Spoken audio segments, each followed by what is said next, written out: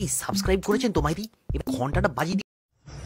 Hello दोस्तों, तो आज आप लोग को बताऊंगा कि बड़े बड़े सेलिब्रिटीज के डॉगी कैसे बोलते होंगे। तो चलो देखते हैं। सबसे पहले अजय देवगन का डॉगी। भाव भाव भाव भाव भाव भाव भाव भाव भाव भाव भाव भाव। फरहान अख्तर।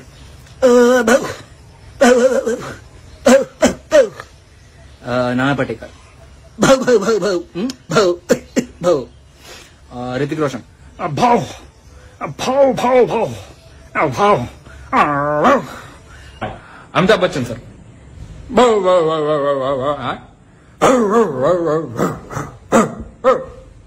शाहरुख खान सर। भाव भाव भाव भाव भाव भाव। संजू बाबा। भाव भाव भाव भाव भाव भाव। सलमान खान। भाव भाव भाव भाव भाव भाव भाव। अक्षय कुमार सर। भाव भाव भाव भाव भाव। बाबूराव। भाव भाव। अरे देवा भाव।